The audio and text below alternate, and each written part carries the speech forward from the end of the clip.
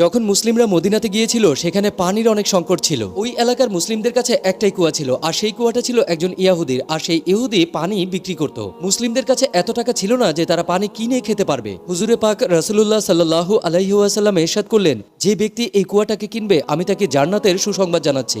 হযরত ওসমান রাদিয়াল্লাহু তাআলা আনহু সেই ইহুদির কাছে গেলেন আর তাকে বললেন, এই কুয়া তুমি আমাকে দিয়ে দাও। কিন্তু সেই ইহুদি কিছুতেই মানছিল না। তখন হযরত ওসমান রাদিয়াল্লাহু তাআলা আনহু বললেন, ঠিক আছে, তুমি আমার কাছ থেকে কিছু টাকা নিয়ে নাও, কিন্তু শর্ত থাকবে একদিন কুয়ার পানি তোমার আর অন্যদিন কুয়ার পানি আমার। ওই ব্যক্তিটা 12,000 দিনার নিয়ে এই প্রস্তাবে রাজি হয়ে যায়। প্রত্যেক দ্বিতীয় দিন যখন হযরত ওসমান রাদিয়াল্লাহু তাআলা আনহু সময় আসতো তখন তিনি মুসলিমদেরকে ফ্রিতে পানি পান করাতেন আর তাদেরকে বলতেন পরের দিনের জন্য পানি সংগ্রহ করে নাও। এতে এমন হতে থাকলো যে ওই ইহুদির কাছে আর কেউ পানি কিনতে যেত না। শেষমেশ আরো 23,000 দিনার নিয়ে ওই ইহুদি হযরত ওসমান রাদিয়াল্লাহু তাআলা আনহুর কাছে ওই পানির কুয়াটা বিক্রি করে যান। তিনি এভাবেই মুসলিমদের বিনা স্বার্থে সাহায্য করেছিলেন। সুবহানাল্লাহ।